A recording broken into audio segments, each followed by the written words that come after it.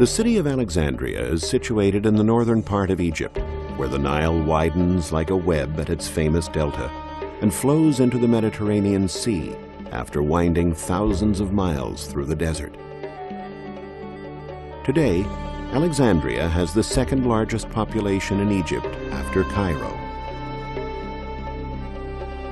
From the time it was founded in 332 BC by Alexander the Great, it remained the capital of Egypt until the death of Cleopatra, when the kingdom became part of the Roman Empire and one of the richest provinces in North Africa. The rapid urbanization of Alexandria has made it difficult to find treasures in the ancient city center, where ruins remain buried beneath city streets and buildings. The situation is quite different than it is in the religious centers of Karnak and Luxor, and the ancient city of Thebes, where streets, buildings, and huge monuments still allow us to imagine their original splendor. The Alexandria of Cleopatra's time, the marvelous city the queen loved more than any other, has therefore been lost forever. However, if we look closely, we can still piece together the way in which Cleopatra lived and the reasons Alexandria was such a powerful capital.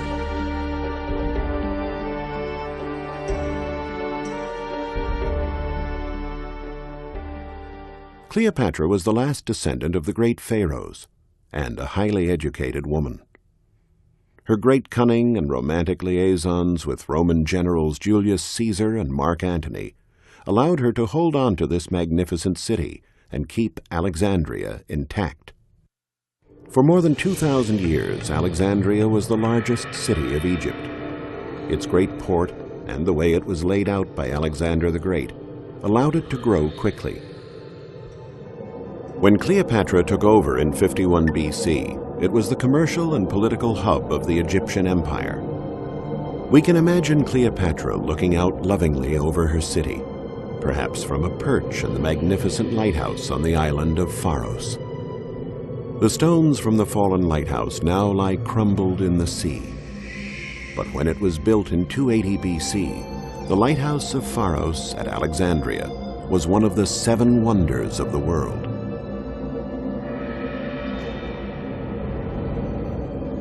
From its high balcony, Cleopatra could see her extensive kingdom in every direction as far as 60 miles away. Of the famous 7 wonders, that is, the Hanging Gardens of Babylon, the Temple of Zeus at Olympia, the Pharos of Alexandria, the Colossus of Rhodes, the Mausoleum of Halicarnassus, the Temple of Artemis at Ephesus, and the Pyramids of Giza. Only the pyramids are still standing today.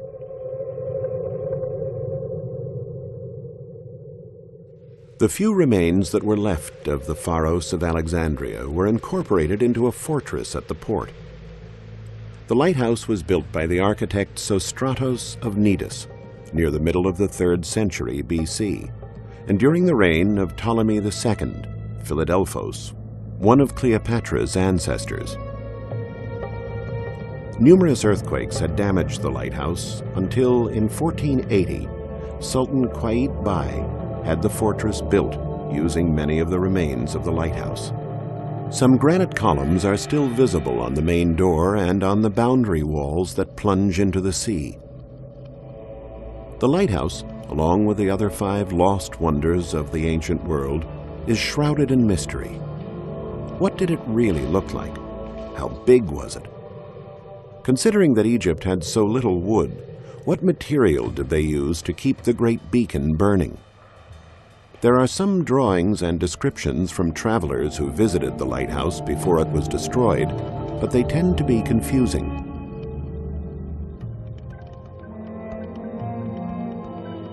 What does exist, however, although it was never made public, is a small-scale copy of the lighthouse in perfect condition, made in the same period as the real one.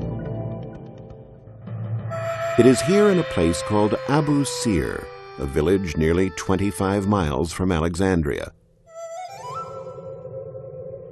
The archaeological remains of the ancient city of Taposiris Manya, a thriving North African city during Cleopatra's lifetime, surround the village. This lighthouse, just over 50 feet high, doesn't have the majesty of the Pharos, but it does give us an idea of what it must have looked like. The Great Lighthouse was 3 stories high, with the first story square, the second octagonal, and the third circular. Perhaps it wasn't the only one of its kind built. The coastline between Alexandria and Taposiris could have had many such lighthouses. If we project this architectural model upon the old fort in Alexandria, we can see what the Great Lighthouse looked like. It is a 3-story structure, surrounded at the base by some small temples and an enclosure. The light it projected could be seen tens of miles away, and even to this day, we still wonder how that was possible. They must have used reflecting mirrors, but the fuel must have been wood, hard to find in the area, or straw mixed with animal dung, a compound that emitted great heat but little light. Archaeologists have recently guessed that the enclosure was for storing flammable material, perhaps petroleum that was already being used in those days. For Cleopatra, who might have wanted to look for a sailing ship on the horizon bringing messages from Rome, the building was perfect. It was 500 feet high, a record for a monument of the ancient world.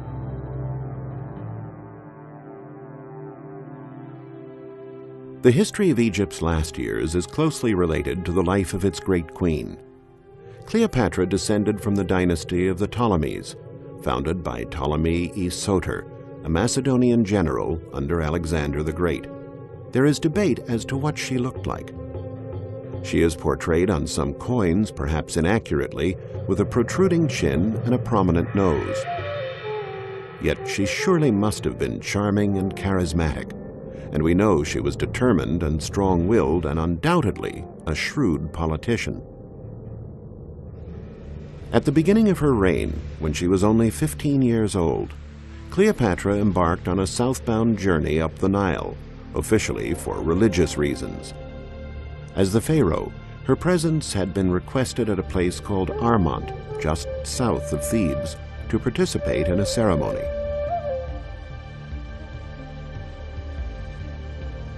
It may have been on this trip that Cleopatra for the first time saw the Great Pyramids of Giza near Cairo.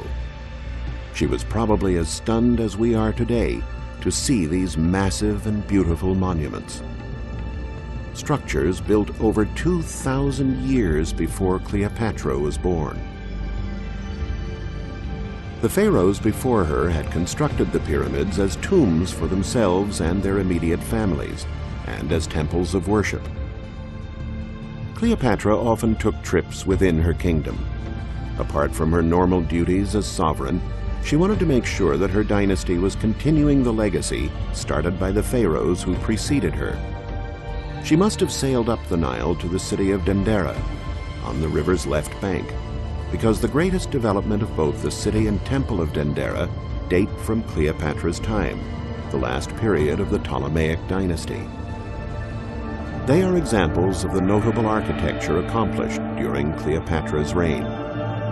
Burned by the sun and wind and swallowed up by the desert sand, almost nothing remains of the ancient city of Dendera today, except for one imposing structure that's still standing, the enclosed sanctuary with a temple dedicated to the goddess Hathor. Hathor, wife of Horus and mother of Ihi, god of music, was the ancient Egyptian goddess of love and was generally depicted with human features. Horus was the son of Isis, the mother god of Egypt, and of Osiris, god of the underworld and judge of the dead. The personal implications connected to worshipping these powerful gods was surely the main reason why Cleopatra was interested in the sanctuary. These implications are still legible in stone and are one of the most interesting enigmas of ancient Egyptian history. In ancient times, Dendera was called Tantere, but under the Ptolemaic dynasty it was known as Tantiris, its Greek name. Cleopatra would have been familiar with both names, since, according to ancient sources, she spoke 7 languages. To this day, the sanctuary appears like a real city surrounded by mighty walls, 330 yards long on both sides. The main gate, obviously added later, dates from the time of Roman emperors Domitian and Trajan, who were ruling the land 200 years after Cleopatra's death. Through the gateway, we can see the front of the gigantic temple of Hathor. As she walked through the front portal and looked up toward the sky to the molding above, Cleopatra would have seen the benevolent rays of the sun, represented as giant wings.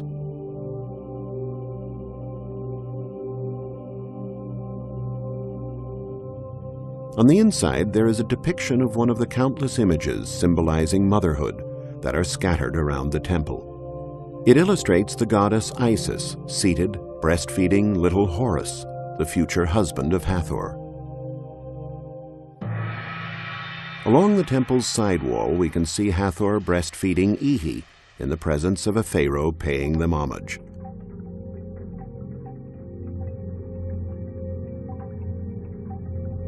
Many temples of this period had colonnaded courtyards leading up to them.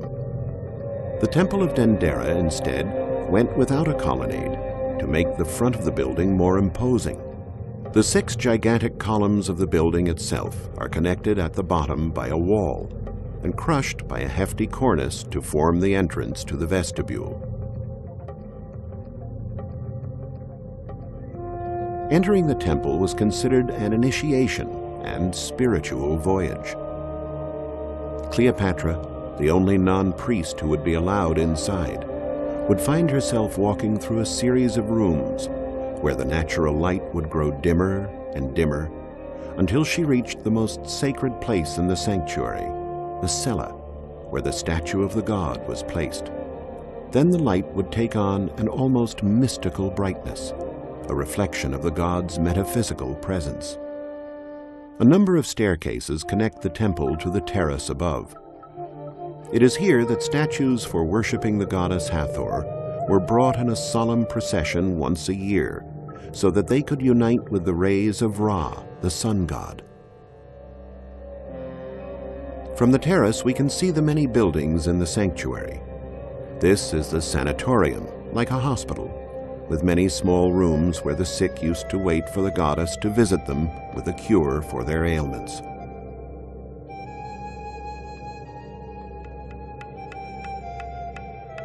This well-preserved building is one that dates from the period when Egypt was already a Roman province. It is the Mamisi of Trajan. The Mamisi is a very common building in Egypt, a sacred place where rites were performed connected to the birth of the son of the sacred couple who were worshipped in the main temple. The Mamisi at Dendera is dedicated to Ihi, Hathor's son. This relief depicts his birth, feeding, and growth.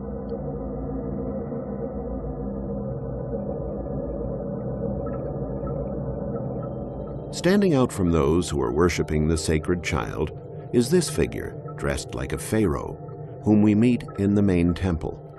But he's not Egyptian. The hieroglyphic text identifies him as Nero, the Roman emperor.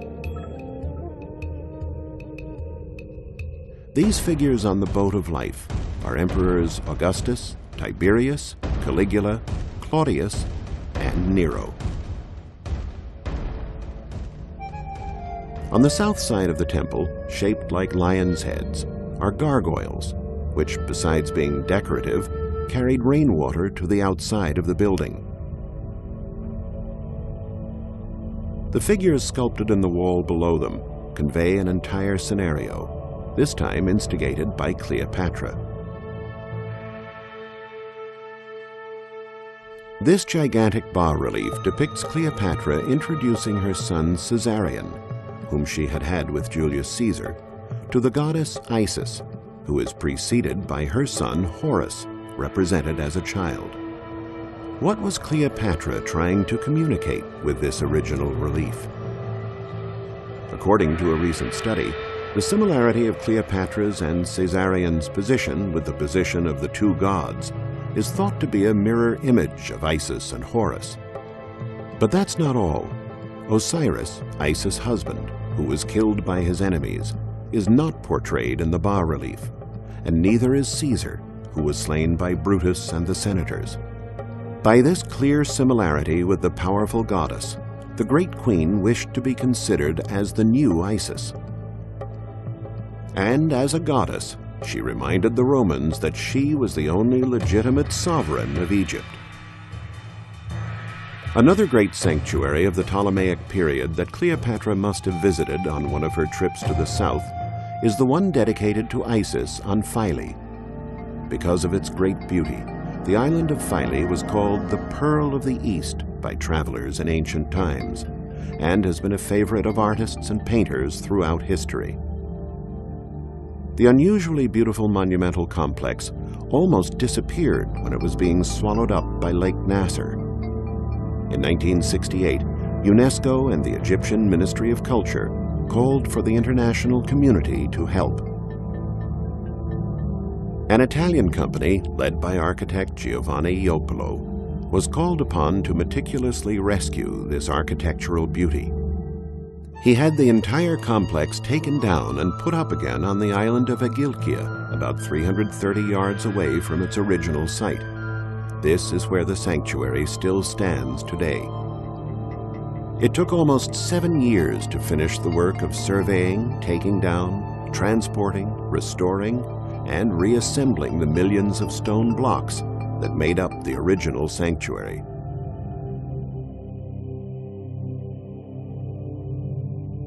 The temple, which was erected in its present form by the Ptolemies in the first half of the 3rd century BC, is dedicated to Isis as the creator of life. She is portrayed there in numerous bas-reliefs as the goddess who brought her husband Osiris back to life after he was murdered by his brother Seth. Pilgrims traveled to the temple from every part of Africa and beyond. Even the Roman emperors were devoted to the goddess.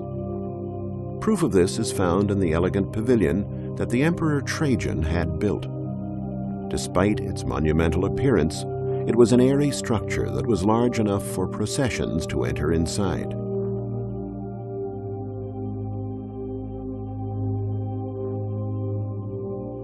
The sanctuary at Philae was the last center of the ancient Egyptian religion.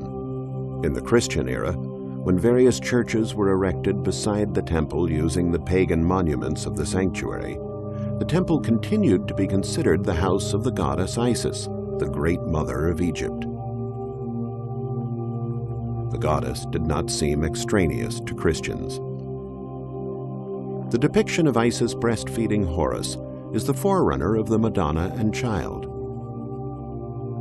Also, the salutation to the god Amun, who was worshipped to a lesser extent on Philae, became the famous Amen, the Hebrew and Christian salutation.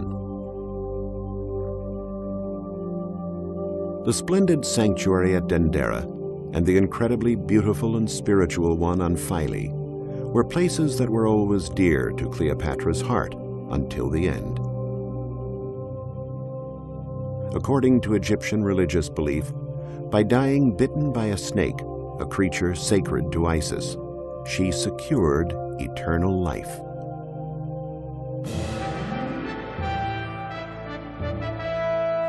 When Cleopatra went to Rome in 47 BC with the son she had had with Julius Caesar, the magical civilization she represented followed her to the new capital of the world. Rome was mesmerized by the tantalizing queen and her culture, and began building Egyptian-type monuments in Rome itself. It was built by Gaius Cestius, who died in 12 BC. The pyramid is completely covered in white Carrara marble and was built in record time, a little less than 300 days. Cleopatra would have loved the irony of her conquerors copying her country's treasures. The obelisks were the first great masterpieces of Egyptian civilization brought to Rome. Though some Greeks and Romans mocked them, The Greeks called them obeliskoi, or skewers, while the Romans called them Cleopatra's needles. The obelisks were placed in front of temples as monuments connected to worshipping the sun, and were generally covered in hieroglyphics. One of the many mysteries that shrouded Egyptian civilization was how these gigantic columns were built and carried to Rome, considering that they are monoliths, meaning that they are cut out of a single stone block. These are some of the largest Egyptian obelisks in Rome, the city that boasts the largest number of them. This obelisk is situated in the Piazza San Giovanni in Laterano. Originally from Thebes, it is made of red granite and is the tallest obelisk in Rome.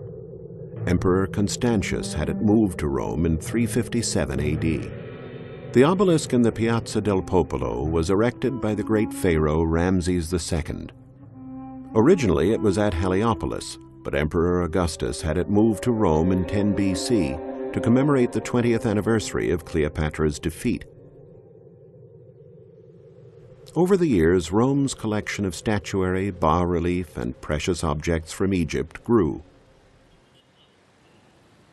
The Capitoline museums house many statues of Egyptian gods and sphinxes, like this one in red Aswan granite that dates from the time of Cleopatra. It was found in 1856 in the Via Sant'Ignazio in Rome, a street in the city center where much evidence of Egyptian sculptures has been found. But that's not all. A number of excavations have confirmed the presence of an Egyptian temple in the heart of Rome, a possibility that seemed unbelievable before. Here in the zone of the ancient Campus Martius, a great temple existed that was dedicated to Isis and Serapis, an Egyptian god invented by one of Cleopatra's ancestors. The monument has been completely lost, but it looked much like the other famous Egyptian temples, those on Philae and at Dendera. The Romans were not the only ones who came here. The Egyptians did too. Their community, the largest group of foreigners living in Rome, is located in the present-day quarter of Trastevere. Cleopatra probably never imagined she would have such influence on the Romans.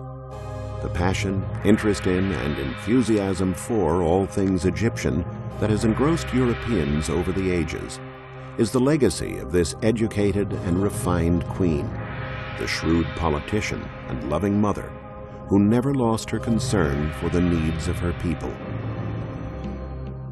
After the dark shadow cast on her personality by the Roman victors, Cleopatra's image has now taken on a brighter light. Though there is still some debate among scholars as to what she really looked like. According to some writers, she was beautiful. To others, she was not. The few Egyptian portraits we have, like the one at Dendera, are sketchy, and there are far too many portraits, busts, and statues believed to be her that it is hard to know which is the true depiction. Perhaps it would have remained one more unsolved mystery if it hadn't been for art historian Paolo Moreno. He believed that the Esquiline Venus housed at the Capitoline Museums is in reality a full-figure portrait of Cleopatra, done while she was living in Rome.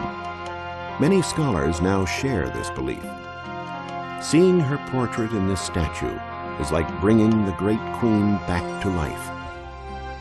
Cleopatra herself would have loved this, for one of her strong beliefs was the saying, "Keeping your face is keeping your soul."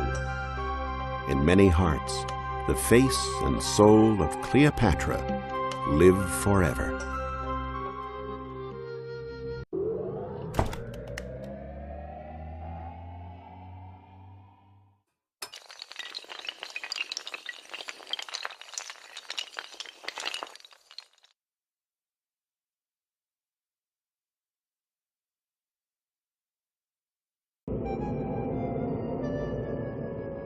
The origins and language of the mysterious Etruscans are subjects of debate for scholars today, perhaps because there seems to be no lineage. The negligible remains of the people of Etruria have nothing to do with the pyramids, temples, or other vestiges of ancient Egypt, And it's impossible to make a comparison with the Greeks, who left us with incomparable works of art like the Parthenon. And the Romans, they came later. But though the origins of the Etruscans are unknown, we have discovered a lot about Etruscan culture, from findings and archaeological digs in the Tuscany countryside. In the 6th century BC, Rome was still far from being the great capital of the world.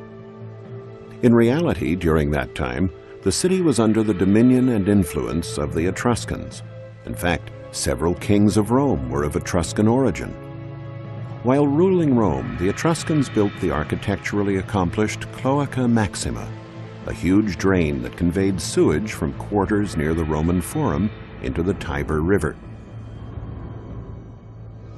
The influence of the Etruscans reached as far as Pompeii, and their fleets threatened Greek and Phoenician settlements on Sardinia and Corsica and on the Côte d'Azur.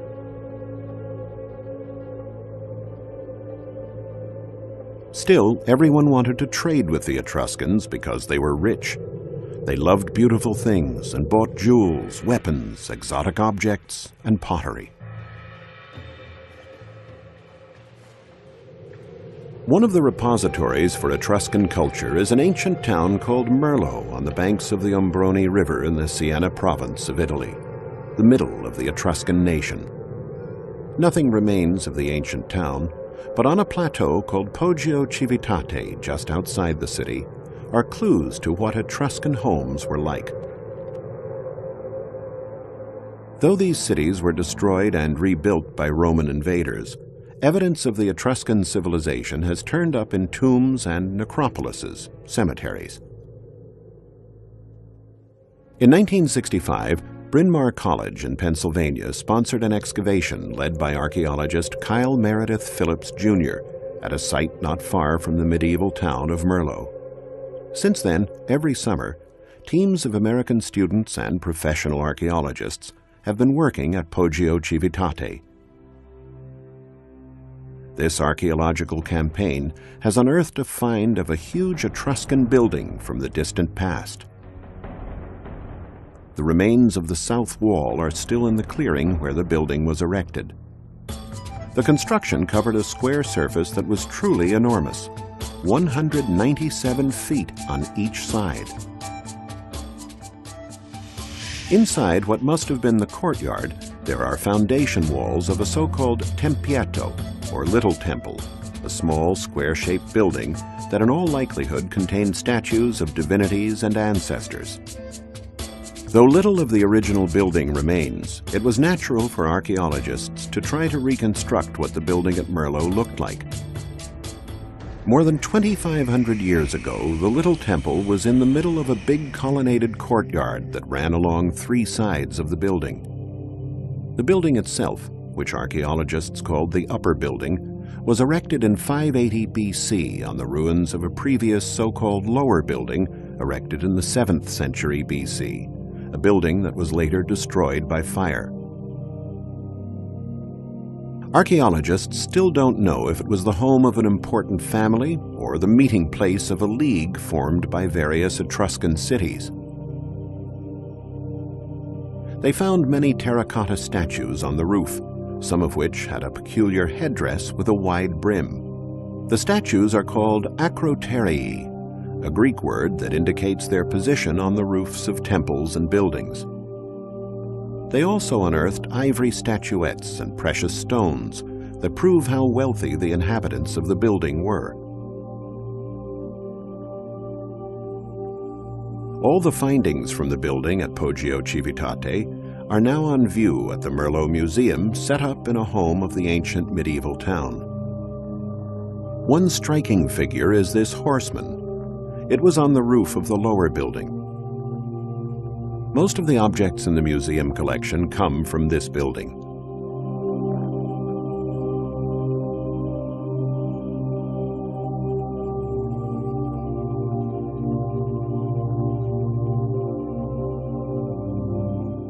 Part of the roof of the more recent building was reconstructed, and some of the acroterii that used to decorate it were repositioned on top. Standing out is a statue of a man with a strange hat, something a musketeer or cowboy might wear. This statue has become the symbol of Merlot. These terracotta plates show aspects of everyday life. This one depicts a banquet.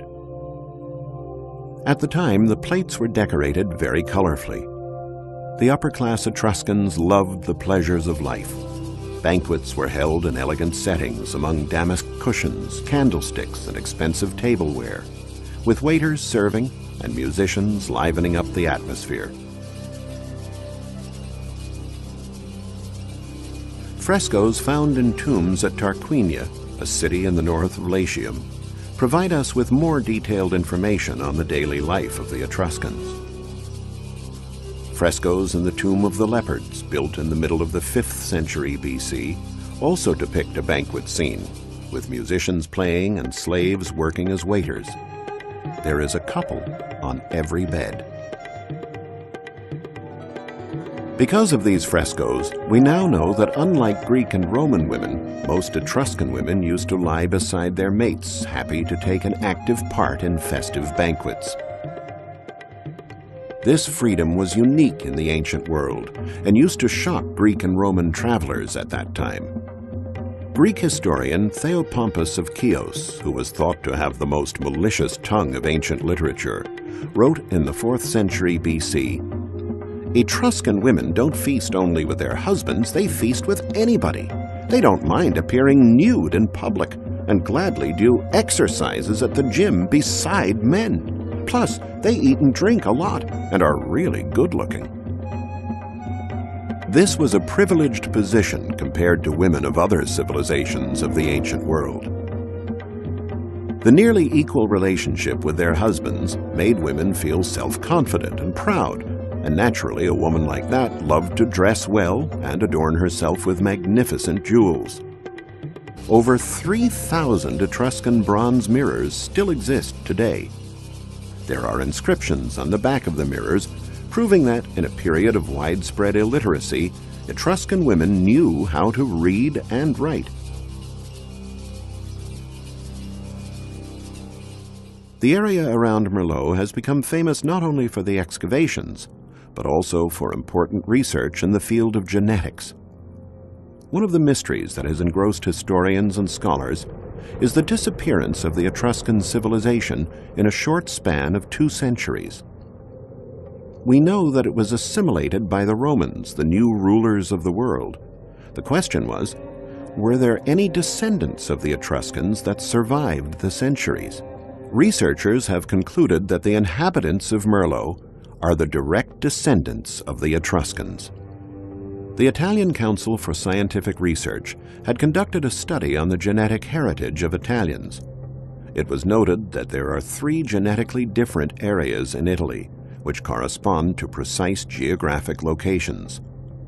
The most homogeneous of these areas, the one with the highest concentration of a certain genetic type, is the area of Tuscany, the ancient homeland of the Etruscans, particularly the area around the town of Merlot.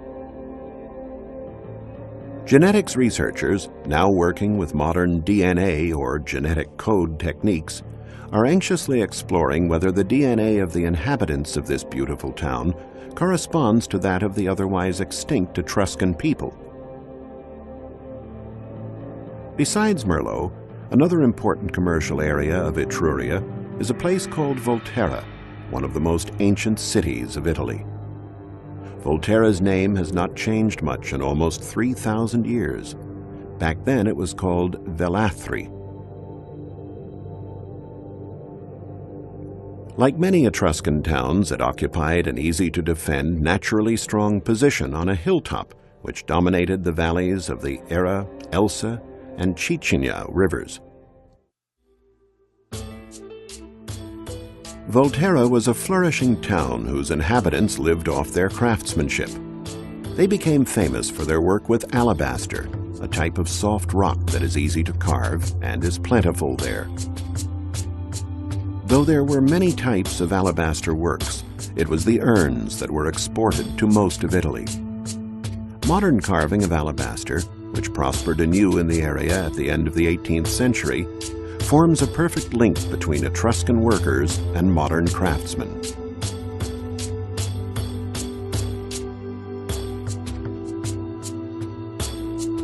During the 4th century, a wall that was over 4 miles long and covered an area of nearly 290 acres surrounded the city. Although the wall was rebuilt many times during the Roman and medieval periods, there are still large sections from the Etruscan period.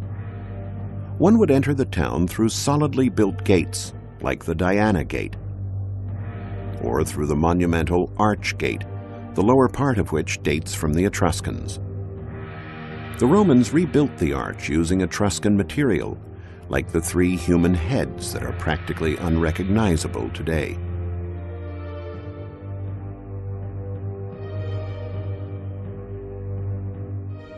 But the most substantial traces of Etruscan Volterra are found in the zone of the Acropolis, where the park of the castle is today. The area contains many archaeological ruins, mostly building foundations, situated along an ancient road network of the city.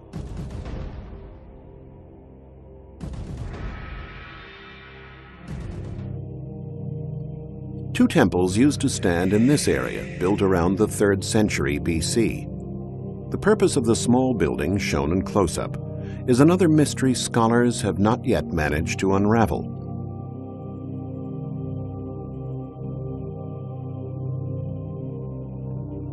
Heading now toward the coast, we come to another city that became famous for a totally different kind of work. It is Populonia, or Pupluna, its ancient name. Populonia is the only big Etruscan town that was built directly on the coast. It was here that Etruscans produced, processed, and traded large quantities of iron. Over the centuries, they accumulated enormous piles of slag from the work of the furnaces. Some piles were 10 to 20 feet high. These slag piles were so rich in iron, even in the unprocessed state, that in 1940 the Italian army used them to make war supplies. Scholars have estimated that there could have been 2 million tons of slag in these piles. The present town of Populonia traces its origin to more recent times. The town flourished in the latter part of the Middle Ages, but iron was being refined and traded here at Populonia nearly 500 years before Christ. Where did this precious metal come from? In spite of metal-bearing chains nearby, the iron came by sea from the island of Elba. The inhabitants of Populonia were able to transport the metal and protect it from the many Phoenician and Greek pirates and rivaling Etruscan cities, thanks to a powerful fleet. The citizens grew rich in a short span of time, owing to the iron trade. Merchants used to buy the raw material at Populonia and then have skilled craftsmen make weapons and pieces of armor for their leaders and warriors. The material piled up for centuries, and much of it ended up being buried in necropolises. It wasn't until the late 1900s that cemeteries buried for years and years, like the one at San Cerboni, were discovered. Here there are important examples of chamber or tumulus tombs. These tombs have a long access corridor that leads to a quadrangular cella. The diameter of the cylindrical tambour that covered it could be as long as 90 feet. Mighty walls defended the upper part of the city, or Acropolis, where sanctuaries and other public buildings were erected. At the time when Populonia was at the zenith of its splendor, the city walls looked like this. In the background, the outlines of the buildings on the Acropolis are silhouetted on the horizon.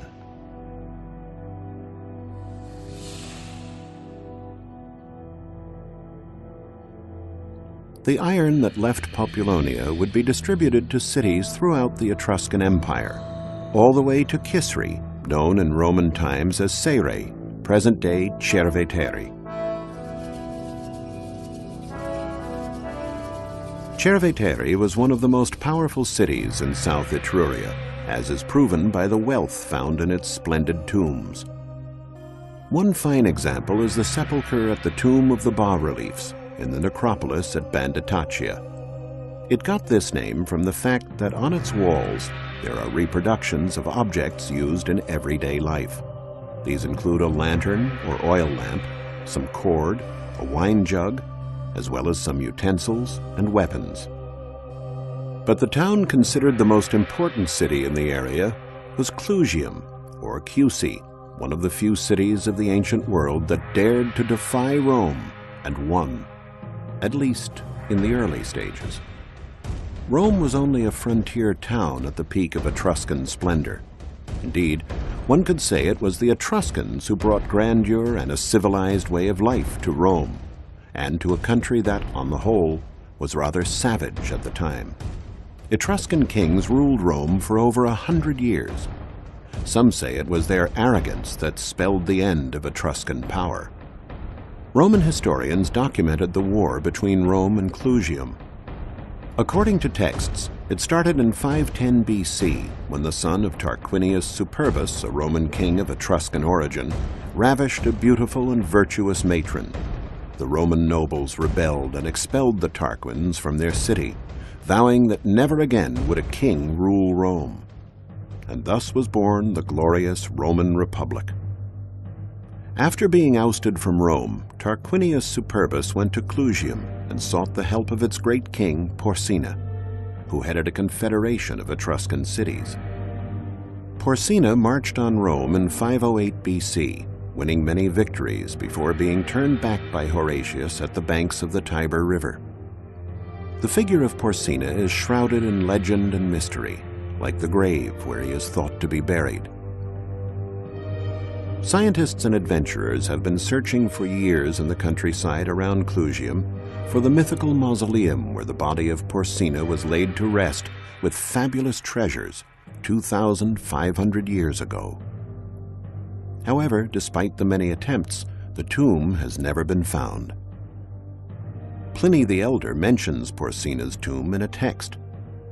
After hearing the many stories that were being told during his lifetime, he imagined it as a grand, square-shaped construction measuring 300 feet on each side that was several stories high and supported by very high pyramids.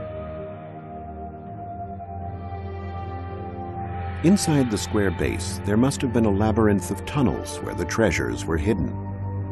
It's possible that Pliny got carried away with his description, because it's hard to believe that a monument of this size has vanished completely. Another secret about Etruscan civilization that has only been partly unveiled concerns the language. This is the alphabet reproduced on a very particular primer shaped like a cockerel. Quite a few scholars believe that Etruscan is a very ancient language that may even have existed before Greek and Latin. The problem in figuring out the language of the Etruscans stems from the mystery over their origins.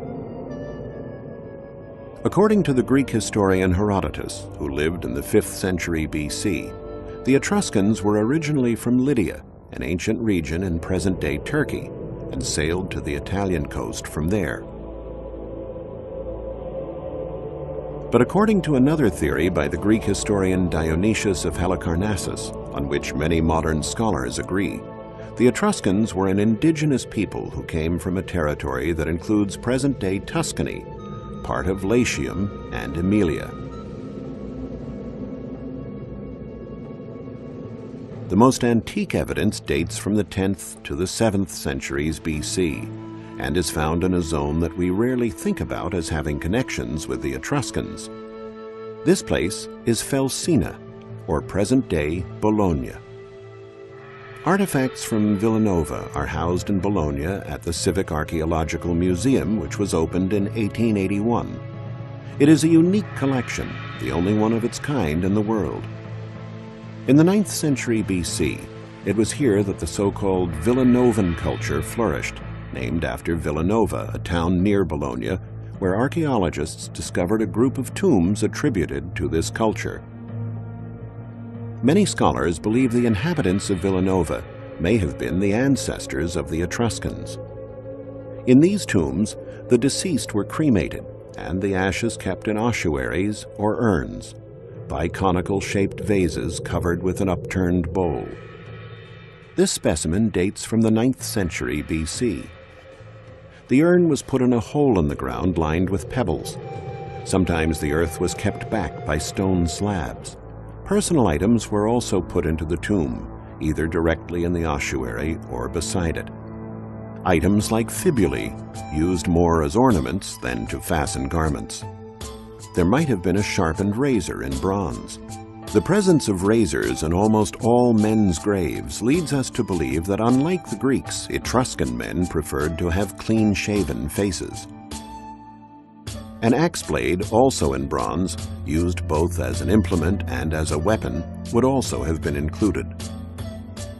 In women's graves, they also found fibulae, often decorated with swastikas or of the twisted arch type. But there would also be humble objects like whorls, which were weights put at the end of the spindle, and naturally, thread spools. Also included would be armilas, bronze bracelets, and some pearls and amber pendants that were perhaps tied to each other to make a necklace. D.H. Lawrence said that to the Etruscan, all was alive.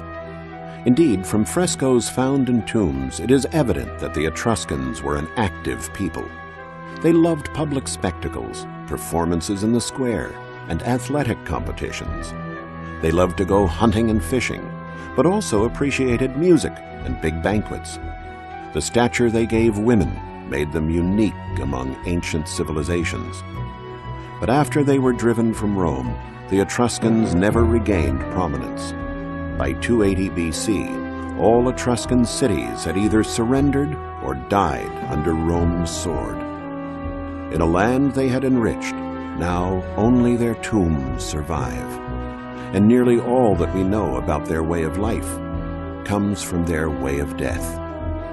Mysteries about the land of Etruria can now only be solved from secrets buried in the depths of the earth.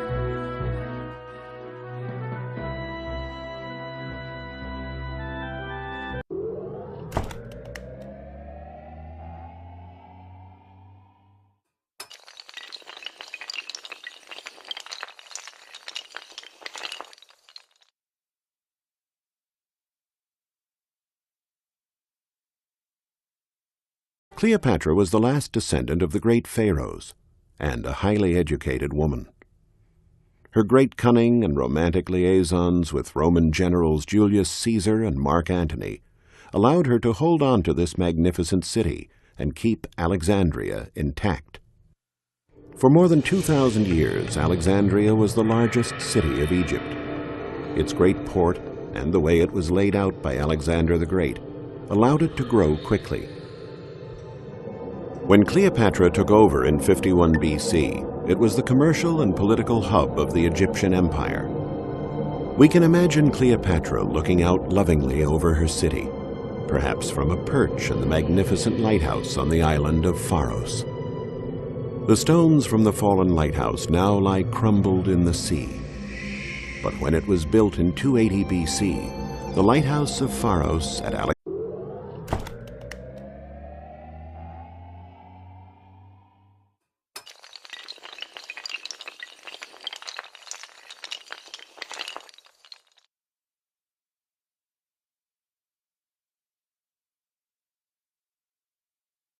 The city of Alexandria is situated in the northern part of Egypt, where the Nile widens like a web at its famous delta and flows into the Mediterranean Sea after winding thousands of miles through the desert. Today, Alexandria has the second largest population in Egypt after Cairo. From the time it was founded in 332 BC by Alexander the Great, it remained the capital of Egypt until the death of Cleopatra, when the kingdom became part of the Roman Empire and one of the richest provinces in North Africa. The left of the Pharos of Alexandria were incorporated into a fortress at the port. The lighthouse was built by the architect Sostratos of Cnidus near the middle of the 3rd century BC, and during the reign of Ptolemy II, Philadelphos one of Cleopatra's ancestors.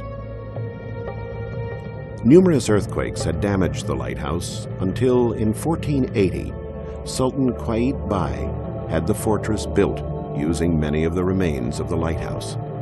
Some granite columns are still visible on the main door and on the boundary walls that plunge into the sea.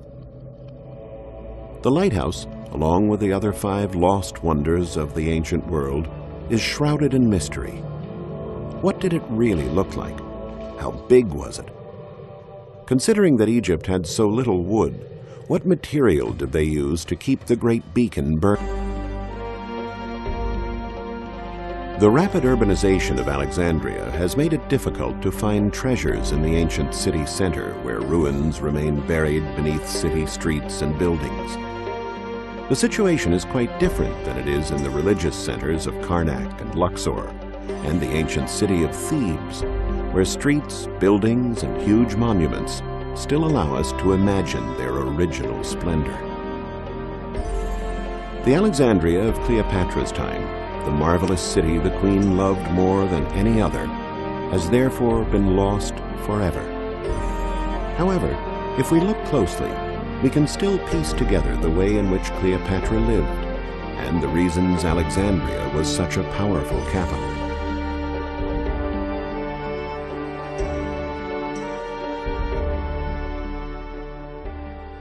Alexandria was one of the 7 wonders of the world.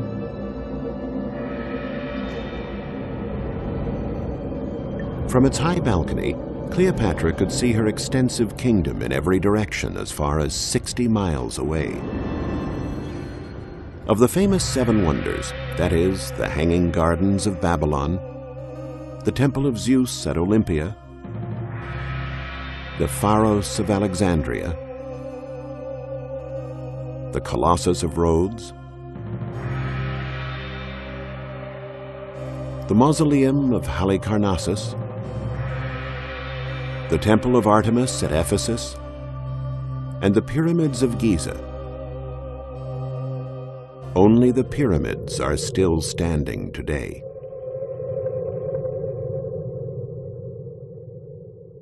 The few remains that were